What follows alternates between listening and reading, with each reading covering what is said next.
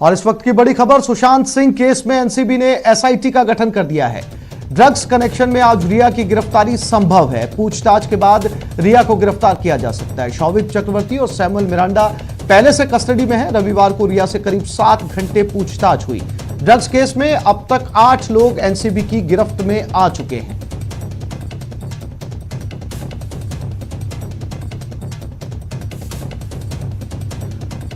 शिखा धारीवाल हमारी मुंबई संवाददाता phone line पर हमारे साथ जुड़ गए। शिखा, ये पूरा का पूरा मामला अब ड्रग्स की तरफ मुड़ता हुआ नजर आ रहा है और जो शौविक और रिया के बीच में जो चैट हुई है व्हाट्सएप पे, उसी को बेस बनाकर ये गिरफ्तारी होगी। शिखा, बिल्कुल, देखिए अभी तक जो जानकारी सामने आई है और कल की भी हम आपको बताना चाहेंगे आसिफ, कल जिस तरीके से रिया चक्रवर्ती की पूछताछ की गई, जब उनको शौविक के सामने, उनके भाई के सामने पूछताछ के लिए, क्रॉस क्वेश्चनिंग के लिए बैठाया गया, तो जो एनसीबी के सूत्रों के हवाले से बड़ी जानकारी सामने आई है वो यही है कि रिया चक्रवर्ती उस वक्त रोने लगी और वो इमोशनल हो गई और यहाँ तक कि वो बार बार रो रही थी, जिसके बाद एनसीबी के जो अधिकारी वहाँ पर मौजूद थे उन्होंने रिया से अलग कमरे में ले जाकर के पूछताछ की, क्योंकि जब रिया को शौविक के सामने पूछताछ के लिए और क्रॉस क्वेश्चनिंग के लिए बैठाया गया तो रिया जवाब नहीं दे पा रही थी। रिया लगातार रोए जा रही थी और उसके बावजूद जो बड़ी जानकारी सामने आई है उसमें भी ये बात सामने आई है कि रिया करीब 15 से 20 सवालों का ही जवाब दे पाई और रिया की जो व्हाट्सएप चैट थी जिसमें ड्रग के लेन देन को लेकर के बात हुई थी, उसी ड्रग चैट को सामने रखकर उसी के आधार पर उनसे पूछताछ की जा रही थी,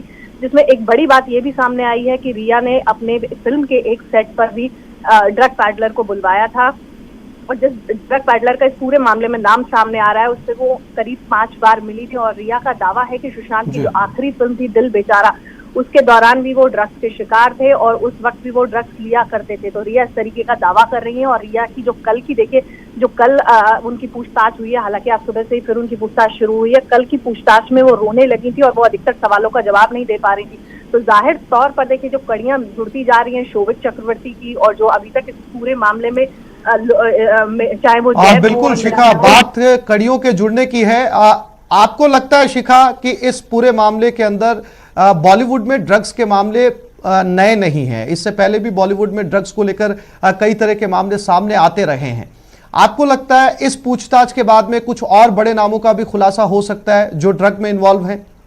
जी बिल्कुल, देखिए कल जो एनसीबी के सूत्रों के हवाले से मिली जो जानकारी सामने आई है, कल की पूछताछ में रिया चक्रवर्ती ने ये बात एनसीबी के अधिकारियों को बताई है कि जहां पर जो इनकी जो पार्टियां होती थी, जो रिया पार्टी ऑर्गेनाइज करती थी या सुशांत पार्टी ऑर्गेनाइज करते थे, उसमें कई टीवी कलाकार भी शामिल होते थे और बॉलीवुड से जुड़े लोग भी शामिल होते थे और इन पार्टियों में रिया का कहना है कि इन्हीं पार्टियों में ड्रग्स का सेवन किया जाता था। तो जाहिर तौर पर अभी तक जो एनसीबी की टीम है, जाहिर तौर पर जांच के मद्देनजर अभी तक उन नामों का खुलासा नहीं कर रही है, लेकिन एनसीबी की टीम इन नामों में जुट गई है कि वो कौन से कलाकार टीवी के थे और एक बड़ी अभिनेत्री का नाम भी इसमें सामने आ रहा है, क्योंकि रिया चक्रवर्ती का दावा है कि जो सुशांत की एक्स गर्लफ्रेंड थी, एक बड़ी अभिनेत्री जिनके साथ उन्होंने एक फिल्म में काम भी किया था, जिसके बाद से सुशांत ने ड्रग्स का सेवन करना शुरू कर दिया है। तो हालांकि अभी तक एनसीबी के सूत्रों के हवाले से जो जानकारी मिल पाई है, एनसीबी के अधिकारी इस पूरे मामले में रिया चक्रवर्ती जिन लोगों का नाम ले रही हैं उन नामों का खुलासा नहीं कर रहे हैं, लेकिन जाहिर तौर पर एनसीबी की टीम इस जांच में जुट गई है कि वो कौन से कलाकार टीवी के थे या बॉलीवुड जगत से वो कौन से कलाकार थे जो उन पार्टियों में शामिल होते थे और इस ड्रग्स पार्टी का हिस्सा थे। जी बिल्कुल शिखा, तो ये तो जांच में निकलकर सामने आ पाएगा कि आखिर वो कौन कौन से कनेक्शन थे। तमाम जानकारी के लिए शिखा आपका बहुत धन्यवाद।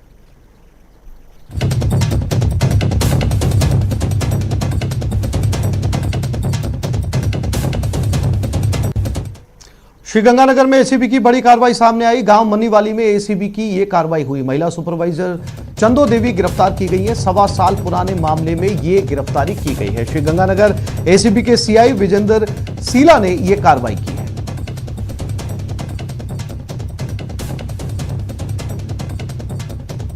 अशोक शर्मा संवाददाता श्रीगंगानगर से हमारे साथ जुड़ गए। अशोक, क्या था ये पुराना मामला जिसमें गिरफ्तारी की गई है?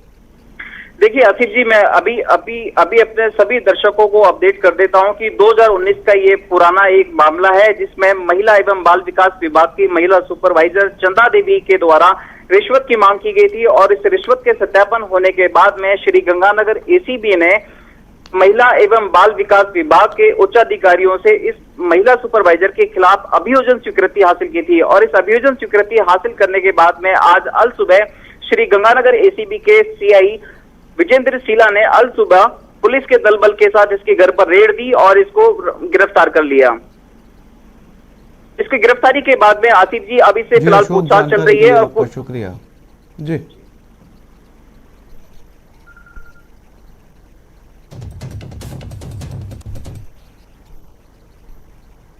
और इधर बीकानेर पुलिस को एक बड़ी सफलता मिली। पुलिस ने हथियार के साथ बदमाशों को पकड़ लिया। लॉरेंस बिश्नोई गैंग के अपराधी पर शिकंजा कसा गया। बदमाशों से पुलिस ने हथियार भी जब्त किए हैं। एसपी प्रहलाद सिंह मौके पर पहुंचे। गजनेर थानाधिकारी भजन लाल की टीम ने यह कार्रवाई की।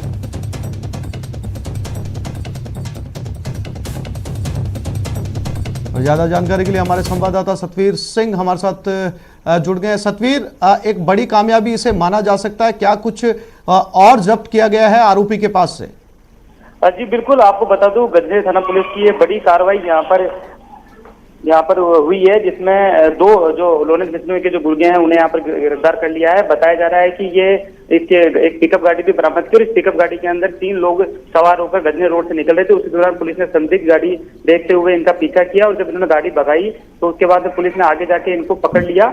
और इसके बाद में जो एक इसमें बताया जा रहा है कि एक इनामी जो बदमाश था वो मौके से फरार होने में कामयाब हो गया। उसमें 2 जो लोग हैं उन्हें गिरफ्तार कर लिया है। एक जो बदमाश है वो हरियाणा का बताया जा रहा है, जिसका नाम योगेश मास्टर बताया जा रहा है, और एक जो चूरू का बदमाश है वो बताया जा रहा है। फिलहाल दोनों को गिरफ्तार कर लिया और इनसे जो हथियार है वो भी बरामद कर लिया है। सूचना के बाद में एसपी प्रहलाद सिंह मौके पर पहुंच गए हैं और पूरी मामले की यहाँ पर जांच की जा रही है। आपको बता दें कि जो हरियाणा का जो बदमाश पकड़ा गया है उस पर कई जो हत्याएं के जो मामले हैं वो भी यहाँ पर दर्ज हैं और पुलिस अब पूरे मामले की यहाँ पर जांच कर रही है कि आखिर और कौन से इनके जो साथी थे। जो एक फरार हुआ था उसके ऊपर भी करीबन लाखों रुपए का जो इनाम है वो रखा हुआ है। तो पुलिस ने रात को जैसे ही इसको इनकी गाड़ी को पकड़ा था उसके बाद में जो बदमाश फरार हो गया था उसकी पीछा भी किया था। करीबन सुबह तक जो सर्च अभियान भी यहाँ पर चलाया गया था, लेकिन वो पुलिस की पकड़ में अभी तक नहीं आया। लेकिन एक बड़ी कामयाबी यहाँ पर कही जा सकती है क्योंकि लॉरेंस बिश्नोई के जो 2 गुर्गे हैं वो अब पुलिस ने उन्हें सलाखों के पीछे पहुंचा दिया है और अब जो एसपी हैं प्रहलाद सिंह वो पूरे मामले की यहाँ पर जो जानकारी है वो ले रहे हैं। हाँ बिल्कुल सतवीर, अगर एसपी प्रहलाद सिंह भी इसमें मौके पर पहुंचे हुए, चूंकि एक बड़ा मामला है सतवीर, लगता है कि पूछताछ के अंदर कुछ और तार भी सामने आ सकते हैं, कुछ और आरोपी भी जो है वो पुलिस के हत्थे चढ़ सकते हैं। बिल्कुल, जिस तरीके से क्योंकि एसपी के निर्देशन में जो अपराधों को धरपकड़ अभियान चलाया जा रहा है उसी के तहत ये कार्रवाई को अंजाम दिया गया था। जहां संदिग्ध गाड़ी पुलिस को गजनेर रोड पर नजर आई थी, उन्होंने उन्हें रोकने का प्रयास किया लेकिन वो गाड़ी लेकर फरार हो गए। तो ऐसे में जिस तरीके से ये दोनों जो बदमाश है वो पुलिस के गिरफ्त में आए हैं, उसके बाद में अब इनसे पूछताछ होगी। पूछताछ में और भी कई जो खुलासे हैं वो यहाँ पर मिल सकते हैं। तो एक बड़ी कामयाबी बिल्कुल सतवीर, अंदाजा लगाया जा सकता है कि जब इस पूरे मामले को लेकर पुलिस पूछताछ करेगी तो काफी कुछ निकलकर सामने आने की गुंजाइश है। सतवीर, तमाम जानकारी के लिए आपका बहुत धन्यवाद।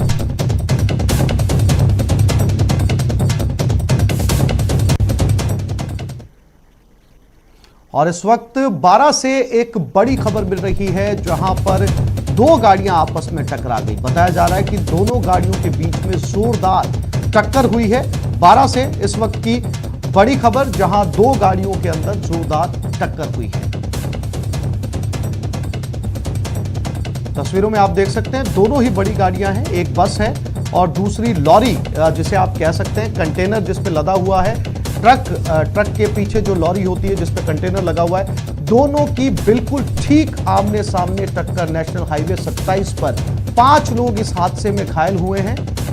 कानपुर से अहमदाबाद ये बस जा रही थी और सामने से ये लॉरी टकराई है।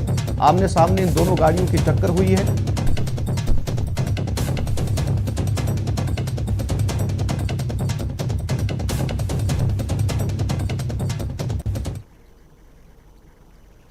यहां छोटे से ब्रेक के लिए रुक रहे हैं, जल्द लौटते हैं।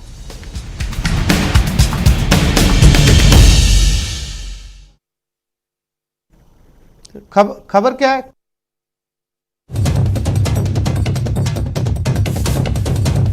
दौसा से इस वक्त की एक बड़ी खबर।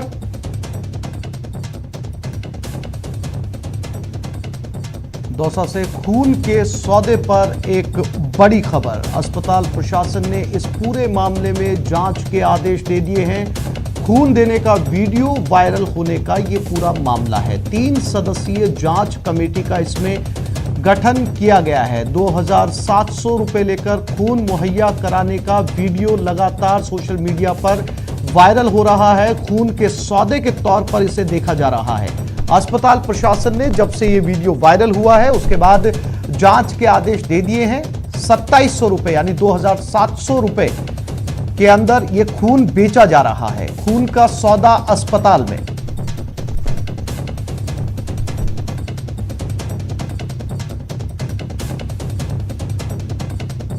ये खबर न्यूज 18 राजस्थान के ऊपर प्राथमिकता से दिखाई गई थी। इसके बाद में अस्पताल प्रशासन हरकत में आया और इस पूरे मामले की जांच के आदेश दे दिए गए हैं। अस्पताल परिसर में ही कुछ दलाल खून का सौदा कर रहे हैं। 2700 रुपए में खून बेचा जा रहा है और इस फुटेज में आप देख सकते हैं कि किस तरीके से एक खून का सौदागर, खून का दलाल हॉस्पिटल के अंदर जरूरतमंद से 2700 रुपए यानी 2700 रुपए लेकर खून मुहैया करवा रहा है। जब यह खबर न्यूज 18 राजस्थान पर चली, इसके बाद अस्पताल प्रशासन सख्ते में आया। इस पूरे मामले की जांच के आदेश दे दिए गए हैं।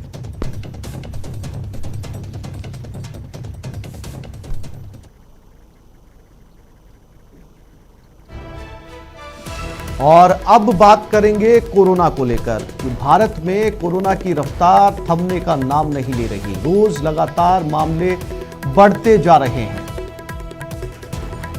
24 घंटे में 90,802 नए केस सामने आ चुके हैं और इसी 24 घंटे में 1016 मरीजों की मौत हो चुकी है। कुल मरीजों का आंकड़ा 42 लाख के पार पहुंच चुका है। 32,50,000 से ज्यादा लोग इस बीमारी से स्वस्थ भी हो चुके हैं। देश में कोरोना की रफ्तार लगातार बढ़ती जा रही है। 24 घंटे में 90,802 केस सामने आए हैं।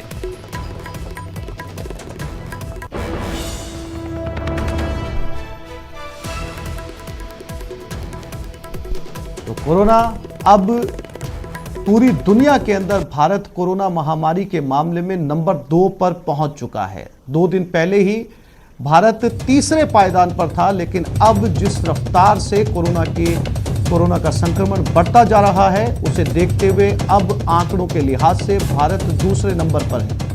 और अब बात राजस्थान की।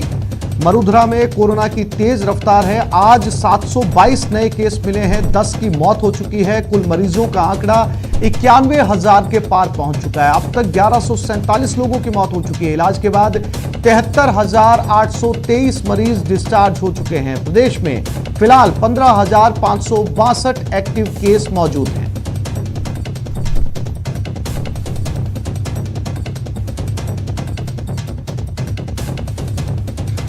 और इसी खबर पर ज्यादा जानकारी के लिए सौरभ गृहस्थी संवाददाता जयपुर हमारे साथ लाइव जुड़ गए, कपिल श्रीमाली उदयपुर से हमारे साथ जुड़ गए और शाकिर कोटा से हमारे साथ। सबसे पहले जयपुर का रुख करते हैं। सौरभ, क्या ताजा स्थिति?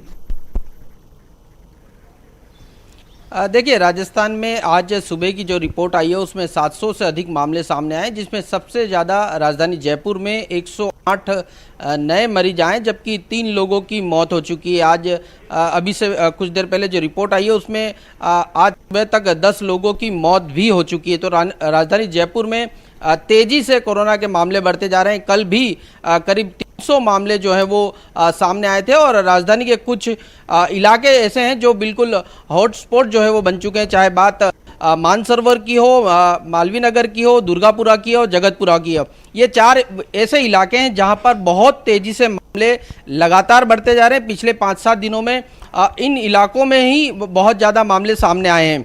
पूरे प्रदेश की बात करें तो पूरे प्रदेश में 1 सितंबर से लेकर आज तक 10,000 मामले सामने आ चुके हैं। यानी अगले कुछ दिनों में राजस्थान जो है वो कोरोना पॉजिटिव मरीजों की संख्या जो है वो 1 लाख तक पहुंचने की जिस प्रकार के आंकड़े बढ़ रहे हैं उससे आशंका व्यक्त की जा सकती है, क्योंकि बहुत तेजी से मामले बढ़ रहे हैं। अगस्त में बहुत ज़्यादा मामले बढ़े थे और सितंबर का महीना ऐसा है जिसमें शुरुआत से ही राजधानी में जिस प्रकार से पिछले दिनों देखने को मिल रहा था कि मामले जो हैं वो कम हो रहे थे, लेकिन फिर एकाएक ऐसा दौर शुरू हो चुका है कि लगातार मामलों में इजाफे हो रहे हैं। रोज 300-400 मामले राजधानी जयपुर में ही आ रहे हैं। और जिस प्रकार की अभी फिलहाल लोगों की अवेयरनेस की बात करें तो कोरोना को लेकर जो डर था एक तरह से लोगों में कम देखने को मिल रहा है। और यही कारण है कि लोग सोशल डिस्टेंसिंग हो, कोरोना को लेकर मास्क पहनने की बात हो, इन तमाम चीजों को लेकर शायद यही लापरवाही कारण है कि लोगों ने इसे बहुत जो है वो कोरोना को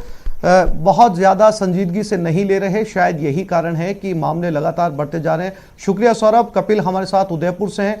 कपिल, उदयपुर के कमोबेश हालात वैसे ही हैं या आप कह सकते हैं कि थोड़ा सुधार आया है, लोगों में जागरूकता देखी जा रही है?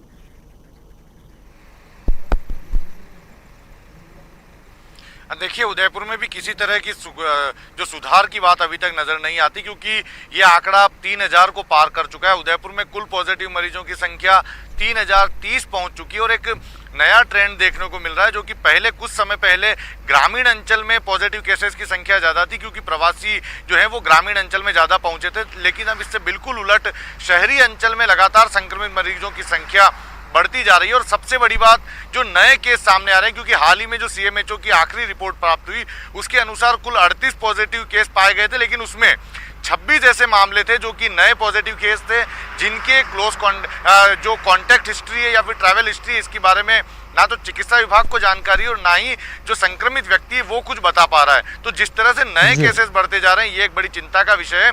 और अब रणनीति को बदलना होगा चिकित्सा विभाग को कैसे नए मामलों को रोकने में सफलता मिल सके।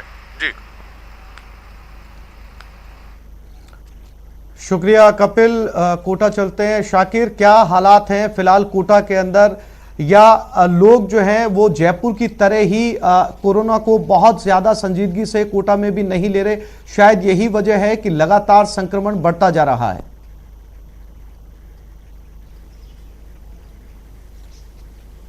जी बिल्कुल आसिफ, वही संजीदगी की ही बात आ रही है, क्योंकि जिस तरह से पॉजिटिव रोगियों की तादाद में बढ़ोतरी हो रही है उससे ये लगता है कि गंभीरता कहीं ना कहीं जो है कम नज़र आ रही है।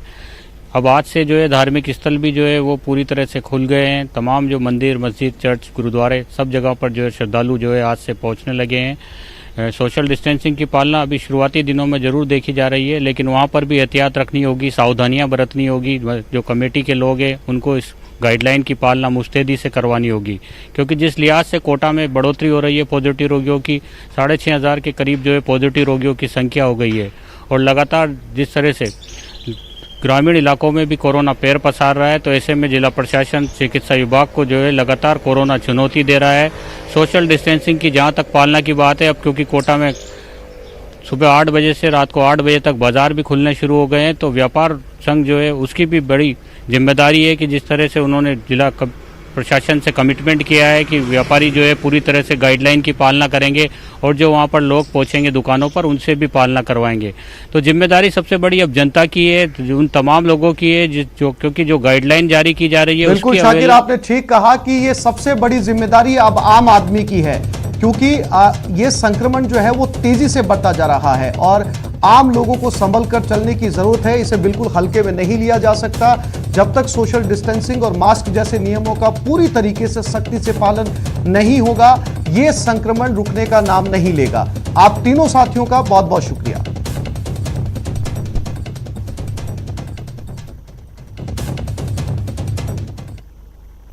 कोरोना काल में जो सबसे ज्यादा जरूरी है, जो आईसीयू में गंभीर मरीजों की जान बचाती है, प्रदेश के कई अस्पतालों में वो ऑक्सीजन खुद आईसीयू में है। इस रिपोर्ट में देखिए। जो जान के लिए सबसे जरूरी है, जो अस्पताल में आखिरी हथियार है, जो मरीजों की लाइफ लाइन है, वो ऑक्सीजन खुद आईसीयू में है। देश से प्रदेश तक कोरोना की रिकॉर्ड रफ्तार है। दिन रात हजारों की तादाद में कोरोना के केस सामने आ रहे हैं। जो वायरस की चपेट में है, जिनकी हालत नाजुक है, उनके लिए ऑक्सीजन सबसे बड़ा हथियार है। लेकिन अस्पतालों में ऑक्सीजन के स्टॉक की स्याह सच्चाई देख लीजिए। सर 8:30 बज चुके हैं और हमारे पास एक भी सिलेंडर नहीं है। यहाँ पे एक भी, ये इमरजेंसी का एक ही सिलेंडर चल रहा है और ये 5 खाली हो चुके हैं सर। बस ये एक ही सिलेंडर चल रहा है और बिल्कुल भी सिलेंडर नहीं है, गाड़ी का आता पता ही नहीं है। कोटा के कोविड अस्पताल जैसे कई अस्पताल हैं जिनकी तस्वीरों में ऑक्सीजन के मामले अलहदा नहीं है। सरकारी और निजी अस्पतालों की आईसीयू में ऑक्सीजन की कमी है। एसएमएस के साथ अन्य अस्पताल में ऑक्सीजन की डिमांड बढ़ी है। रोजाना 900 से 1000 सिलेंडर की डिमांड की जा रही है। जोधपुर, कोटा, उदयपुर, बीकानेर समेत कई जिलों में डिमांड बढ़ी है। सरकारी अस्पतालों में सिलेंडर की क्वालिटी मॉनिटरिंग नहीं होने से भी परेशानी बढ़ी है। इंसान की जान पर बन आई है और इंसान ही इंसान का दुश्मन बन रहा है। चंद पैसों की खातिर इंसानियत को मारकर गहराते ऑक्सीजन संकट पर कालाबाजारी की जा रही है। प्रदेश के ऑक्सीजन के वेंडर्स ने कालाबाजारी की। बता दें कि एक सिलेंडर में करीब 6000 लीटर गैस आती है। गैस सिलेंडर की कीमत 150 रुपए होती है। एक सिलेंडर से 250 से 3000 रुपए वसूलने की शिकायत भी सामने आई है। हालांकि कलेक्टर ने वीकेआई में पुलिस का पहरा लगा दिया है और ऑक्सीजन की कमी को लेकर चिकित्सा और स्वास्थ्य विभाग के प्रमुख शासन सचिव ने बैठक भी की है, जिसमें कालाबाजारी को रोकने और समस्या का हल निकालने पर मंथन किया गया है। लेकिन ग्राउंड जीरो पर जान से खिलवाड़ किया जा रहा है, इसलिए जिंदगी की लाइफलाइन में कमी को रोकना होगा, कालाबाजारी पर ब्रेक लगानी होगी और घातक वायरस से मिलकर लड़ाई लड़नी होगी। तभी हारेगा कोरोना, देश प्रदेश से भागेगा कोरोना। न्यूज़ 18 राजस्थान के लिए जयपुर से सचिन शर्मा की रिपोर्ट। डूंगरपुर में भगवान के दर पर एक बुजुर्ग महिला दम तोड़ती रही, लेकिन सिस्टम तो जैसे मर चुका था। बेशर्मी से महिला की मौत का तमाशा चलता रहा। वीडियो वायरल हुआ तो सवाल उठे, लेकिन मुर्दा हो चुके जिम्मेदार जवाब कैसे देते।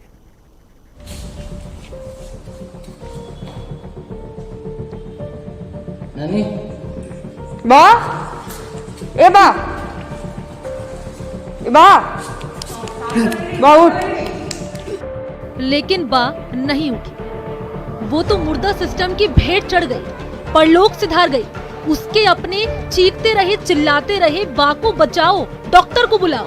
लेकिन अस्पताल में तो जैसे शमशान सा सन्नाटा पसरा था। जान की गुहार को कोई सुनने वाला नहीं था। यहाँ कोई डॉक्टर की व्यवस्था ही नहीं है क्या भैया? यार कोई डॉक्टर की व्यवस्था नहीं है क्या?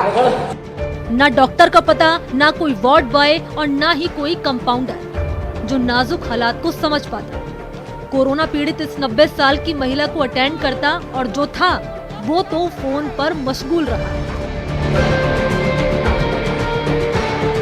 गजब कर रहे हो यार, आप खड़े हो फोन पे हो, क्या क्या चल क्या रहा है यहाँ?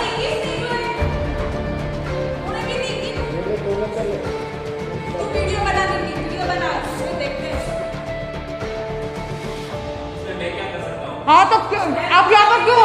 क्या कर सकते थे यहाँ पर क्यों हो? कोई डॉक्टर की व्यवस्था नहीं है यहाँ पर। कोई भी होते यहाँ पर एंट्री होना चाहिए ना। यहाँ पर पेशेंट आया है तो पेशेंट आया तो आप ऊपर करेंगे तो बुलाओ ना, यहाँ पर बुलाओ। सुना आपने, चिल्लाने से क्या होगा, क्योंकि शमशान में चीखों का शोर किसी को सुनाई नहीं देता। मेरी माँ तो चली गई, लेकिन किसी गरीब के साथ ये कोरोना प्रोटोकॉल के नाम पे मुंह बंद करके अपनी मनमानी नहीं चलाए।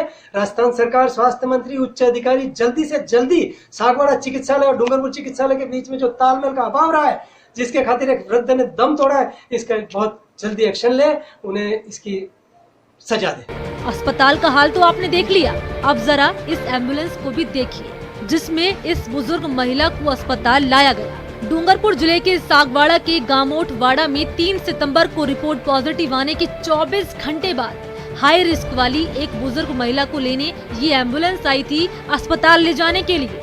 लेकिन एम्बुलेंस की तो खुद की सांसें उखड़ रही थी, ना कोई सहायक, ना कोई स्ट्रेचर और ना पंखे का इंतजाम। ऑक्सीजन सिलेंडर और अन्य मेडिकल सुविधा की तो बात ही छोड़ दीजिए। परिजन खुद पूरे रास्ते पंखा झेलते रहे। जैसे तैसे एम्बुलेंस अस्पताल पहुंचे इस आस में कि शायद बूढ़ी बा को बचाया जा सके, लेकिन अस्पताल की बेरुखी से ही बा तो व्हील चेयर पर ही परलोक सिधार गई और मृत सिस्टम पर सवाल छोड़ गए। आखिर भगवान के दर पर ऐसे मुर्दों का क्या काम? क्या कर सकते थे यहाँ पर? जयेश पवार, डूंगरपुर, न्यूज़ 18 राजस्थान। कोई भी होते यहाँ पर एंट्री होना चाहिए ना, यहाँ पर पेशेंट। तो इस बुलेटिन में फिलहाल इतना ही। नमस्कार।